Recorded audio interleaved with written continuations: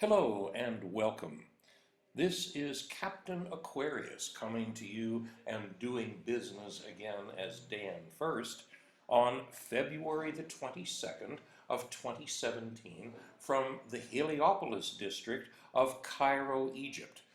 Now, as you know, if you are reading or are otherwise attuned to predictions about astrology on the internet or conversations about this with knowledgeable people, it is happening now that some responsible and serious-minded astrologers are indeed anticipating troublesome, turbulent, conflictive events for the last days of this month, especially around the next black moon, which will feature a partial solar eclipse coming on February the 26th. As you can imagine, if the most sound and responsible astrologers are making such predictions, then naturally the doom pimps are off the scale of volume and violence. So it is useful for us to look at this now as we begin to open up the black moon chart that you see here. It is cast for Aleppo in Syria at 1 minute to 5 p.m. That is 4:59 p.m. on February the 26th. Aleppo is naturally, of course, one of the famous cities in history. It has been an important city, a trading point, and a conflict point since very ancient times. It has been estimated that Aleppo in Syria has been inhabited for some 6,000 years, and it is repeatedly cited in history as an objective, as a target, because it is naturally a strategic point located halfway between the Syrian coast and the two great rivers of Mesopotamia. It was, in ancient times, the western terminus of the Silk Road and has been the target of many, many military conquerors. It is said that Thutmose III, the famous Egyptian pharaoh who was said to be the most distinguished and successful of all Egyptian military commanders, had Aleppo as his target. And in Shakespeare's famous tragedy, Othello, the Moor of Venice, Othello says in the last scene in the play, in which he is about to take his own life after having killed his bride Desdemona, that he would like the Venetians to remember him for several things, the last of which is that in Aleppo once he defended a Venetian from attack by a malignant and turbaned Turk. Aleppo is an extremely important location. This is why people have been fighting over it for millennia now and continue to do so, and this is why, in addition, there is at this time so much lying about this in media sources and media adventures in different countries all over the world. So we're going to look at this chart then with this in mind, and also mentioning one specific resource which is of great value to those who want to understand what is really going on here and what much of the conflict is about now on this planet. The fact is, you see, there is endless commentary and worry and speculation about oil and natural gas and other energy products, but the emphasis needs to go partially not on the resources themselves and where they are located, but the means of moving them from one place to another, of course, by pipelines. So the wars that are going on now in Syria and that have also been happening in the Ukraine may as well be called the pipeline wars, because they are over the transportation of oil and natural gas from sources in Russia and the Middle East to places in Europe where the markets are. The fact is that both the Russian pipeline and the United States pipeline that are passing through the Middle East go through Syria and they cross in that country. It's no wonder they are fighting with such determination. And interestingly enough, the United States pipeline passes very close to Aleppo. So we are going to proceed here and have a look at this chart and see why it is that it so accurately reflects this moment in time and what is happening now.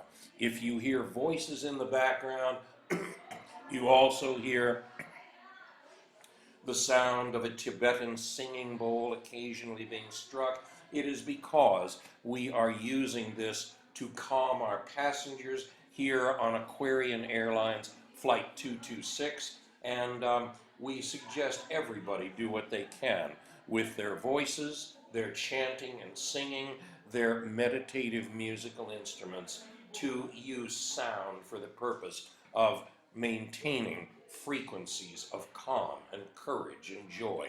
And so we proceed to look at this chart. It is very similar to the ones that you have seen before. If you've been following other videos in this series, you notice that Jupiter, the planet of abundance, optimism, the money, the bank, the king, the man of power, there in the second house of the chart, is opposite to Uranus up there, the planet who looks like the letter H, with the little ball hanging from the cross piece of his sign, and that both of these are in a 90-degree angle to the planet Pluto in the fifth house. Pluto, the lord of death and regeneration. This relationship, as you know, is called a T-cross, with two planets in opposition, having a third planet at a 90-degree point right between them. The thing that makes the price of poker higher this month is that now Mars is in a very tight conjunction with Uranus there in the 8th house, and therefore this raises the temperature and the level of turbulence and potential force that is going on here. Mars is greatly empowered by his position in the sign of Aries, which he rules, and Uranus, Mars, and also Venus in the sign of Aries are also, all three of them, in the 8th house, which is the house of changes, the house of death and regeneration, ruled by Pluto. We can expect, therefore, that there is a likelihood of conflict and some turbulence, some of it deliberately caused by people who wish to bring it into effect, some of it happening accidentally through sheer human bozosis. This word comes from the word bozo,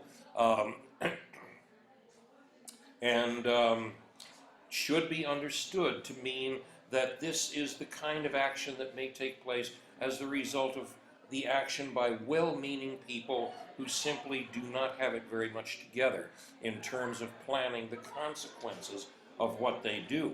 So, the combination of Uranus and Mars, you see them together here, separated by an interval of only 16 minutes in the same degree of Aries, is the classic combination that means accidents, injuries, problems with internal combustion engines. All of these things are potentially in effect here, and so therefore this is a combination that continues the theme that we have been looking at of the T-cross among Jupiter and Uranus and Pluto, this very highly transformative condition, which introduces new things that can no longer be ducked and denied, and also sweeps out of the way what can no longer stand, largely through the action of Pluto, who is present here as the cosmic dump truck that takes away the debris of what can no longer stand. What else is going on in this chart? We notice also that there is a number of planets in the sign of Pisces in the 6th and 7th houses. You see 5 planets here altogether, plus the upside down horseshoe of the South Moon's node, which we'll talk about here in a moment. This naturally is predictable at this time of year because the Sun and Moon are both in the sign of Pisces, and Mercury has recently entered this sign as well. The effect of this, you see, with all of these Pisces planets on the right side of the chart, opposite to the Virgo ascendant over there on the left, is that the Virgo-Pisces polarity is very much weighted now in the direction of Pisces. Put in very simple terms, the basis of this polarity is the opposition between Virgo, with its precision, its sense of organization, classification, its tendency to divide everything into boxes and lists and other kinds of separations from one thing and another. Virgo deals in distinctions, it also deals in opinions, whereas Pisces, on the other hand, is the dissolver of all boundaries. It is, after all, the all-encompassing ocean, which reduces everything to the single element of water within the ocean itself. This means, therefore, that there is a very strong prevalence here of emotion over reason, and because all of these planets are anchored here by Neptune, notice how Neptune is in conjunction with the Sun-Moon combination. There is a very strong possibility of self-delusion, of being deceived by others, of addiction, victimhood, energy vampire behavior, every other way that people have of retreating into irresponsibility and hopelessness, when what is really needed instead is the way that they can step forward and claim their power and claim their responsibility for doing what they can to help make things better. To return to something I mentioned earlier in the video, but I did not give you the specific name that is involved here, to understand what is happening with the pipeline war in Syria. The person to go to on YouTube is Vin Armani. That is Vin, V-I-N, and Armani spelled the way that you have always spelled it, the name of the famous clothing designer. He has a brilliant presentation on the pipeline war in Syria and, related to it, the pipeline war in South Central Europe. So, to go back to what we are looking at here, we notice that another element that is present here in the 7th house of the chart is the planet Chiron the healer, the wounded healer, present there at 23 degrees of Pisces. He is in another afflictive angle of 90 degrees with Saturn in Sagittarius in the 4th house of the chart. This means, therefore, that the sense of our being able to wound and heal, the sense of our own woundedness, is being afflicted by the earthy, consistent, solid, stubborn, even stolid energy of Saturn in wishing to keep us in one place rather than allowing change to take place. This is why people are likely to be stuck in old patterns of being wounded and old patterns of wounding. And what's the most prevalent area where the wounding occurs? It is in relationships, because the two horseshoes of the moon's nodes are along the axis of the ascendant and descendant, the horizontal bold line that you see going across the chart. This means there will be much wounding, there will be much vulnerability, there will be, unfortunately, the throwing away of precious relationships by people who run out of patience. It is essential to us now that we hold our patience, we hold our center, we hold our presence and communication within the higher self.